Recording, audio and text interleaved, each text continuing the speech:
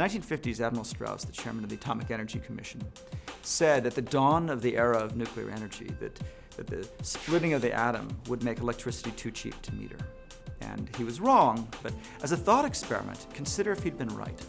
Consider if, in fact, electricity had become too cheap to meter, that something that touches every aspect of the economy became so cheap that you could waste it, just throw it away. We'd have an electron economy. Everything would be driven by electricity. Our cars, our heat, we'd be desalinating water, we'd be irrigating vast swaths of the country because it cost us nothing to do so. What's happened now is that three other technologies that touch every bit as much of our world as electricity does are becoming too cheap to meter. Bandwidth, storage, and processing. All the technologies of the computer revolution are doing exactly what Admiral Strauss said electricity would do. And what's going to happen is that they're going to transform the world in every bit as many ways as free electricity would have. And as more and more businesses become digital businesses, as more and more services become software, as more and more products become downloads, they all start to move from the world where things are not too cheap to meter to where they are, to where things get more expensive every year, to an economy where things get cheaper every year. And that means that the inevitable destination is free. The fact that the most successful company in the technology world today, Google, offers everything they do for free is, on the face of it, really kind of astounding. They offer services, software, information, content, all of it's for free.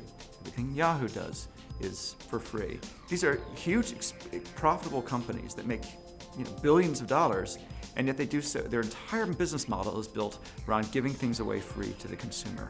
All the feedstocks to the digital economy are getting cheaper. All the lines are going down. Now, they never quite hit zero, but they get so close to zero. The question is, at what point can you take them from cheap to free? Now, the difference between 1 penny and free is the difference between having to make a conscious decision to purchase a product and to just do it. But what about the economy that's in Wikipedia? What about the economy that's in Craigslist? What about that stuff where there is no advertising? No money changes hands anywhere in those economies. Or are they economies at all? This is what we call the gift economy.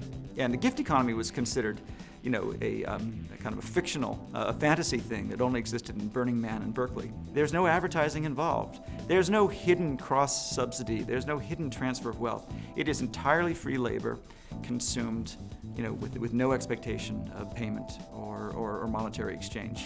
So I think that between open source and the blogosphere and social networking, user-generated content, and Wikipedia, we are seeing the creation of a gift economy which is on massive scale and really doesn't exist in conventional economics at all.